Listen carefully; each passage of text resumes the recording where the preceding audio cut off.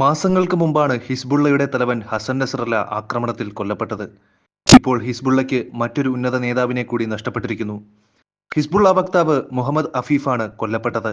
മധ്യ ബെയ്റൂട്ടിൽ നടന്ന ആക്രമണത്തിലാണ് അഫീഫ് കൊല്ലപ്പെട്ടത്. ഹിസ്ബുള്ളയുടെ മാധ്യമ വിഭാഗം തലവനായിരുന്നു ഹഫീഫ്. സിറിയൻ ബാത്ത് പാർട്ടിയുടെ ലെബനനിലെ റാസൽ നാബയിലുള്ള ഓഫീസ് ലക്ഷ്യമിട്ട് നടത്തിയ ആക്രമണത്തിലാണ് അഫീഫിന്റെ ജീവൻ നഷ്ടമായത്. ലെബനനിൽ ഇസ്രയേൽ വധിക്കുന്ന ഏറ്റവും ഒടുവിലത്തെ ഹിസ്ബുള്ള നേതാവാണ് മുഹമ്മദ് അഫീഫ്. ആക്രമണത്തിൽ 3 പേർക്ക് പരിക്കുണ്ട്. അഫീഫിന്റെ മരണത്തിൽ ഹിസ്ബുള്ള മാധ്യമ വിഭാഗം അനുശോചനം രേഖപ്പെടുത്തിയിട്ടുമുണ്ട്. ഹിസ്ബുള്ളയുടെ വാർത്താ സമ്മേളനങ്ങൾക്കും പ്രസംഗങ്ങൾക്കും ചുക്കാൻ പിടിച്ചിരുന്നത് അഫീഫായിരുന്നു. സെപ്റ്റംബർ അവസാനം ഹിസ്ബുള്ള തലവൻ ഹസൻ നസ്രല്ലയുടെ കൊലപാതകത്തിന് ശേഷം സായുധ സംഘടനയുടെ പ്രധാനിയായിരുന്നു ഹഫീഫ്.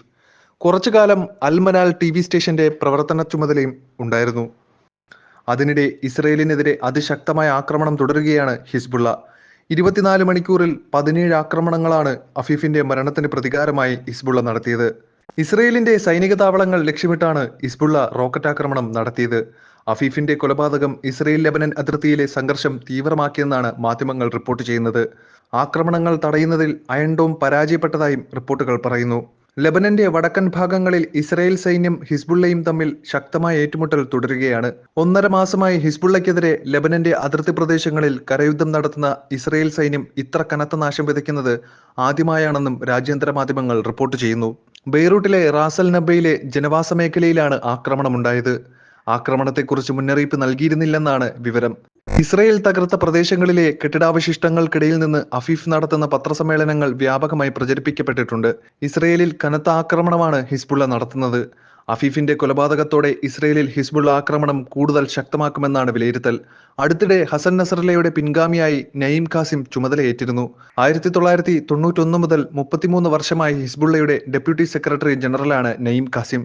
ഹിസ്ബുള്ളയുടെ വക്താവ് കൂടിയാണ് നഈം കാസിം. ഇസ്രയേലുമായുള്ള സംഘർഷങ്ങൾക്കിടെ അദ്ദേഹം പലപ്പോഴും വിദേശ മാധ്യമങ്ങളുടെ അഭിമുഖങ്ങളിൽ പ്രത്യക്ഷപ്പെടുമായിരുന്നു.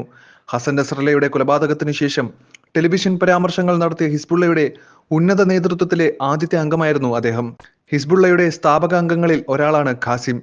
1992 മുതൽ ഹിസ്ബുള്ളയുടെ പാർലമെന്റ് തെരഞ്ഞെടുപ്പ് പ്രചാരണങ്ങളുടെ ജനറൽ കോർഡിനേറ്ററും നഈം കാസിമായിരുന്നു. നഈം കാസിം അധികാരമേറ്റതിന് പിന്നാലെ ഭീഷണിയുമായി ഇസ്രയേൽ രംഗത്തു വന്നിരുന്നു. പുതിയ തലവന്റെ നിയമനം താൽക്കാലികമാണെന്നായിരുന്നു സ്ഥാനമൊഴിഞ്ഞ ഇസ്രയേൽ പ്രതിരോധ മന്ത്രി യോവ് ഗാലന്റിന്റെ ഭീഷണി.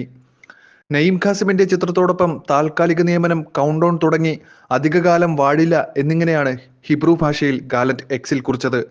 ലെബനാനിലെ ഷിയ പ്രസ്ഥാനത്തിന്റെ നേതാവായ നസ്രല്ല കൊല്ലപ്പെട്ട് 1 മാസത്തിന് ശേഷമാണ് 5 അംഗ ഷൂറ കൗൺസിൽ നഈം ഖാസിമിനെ തെരഞ്ഞെടുത്തത്. തൊട്ടു പിന്നാലെയാണ് ഇസ്രയേൽ ഭീഷണിയുമായി എത്തിയത്.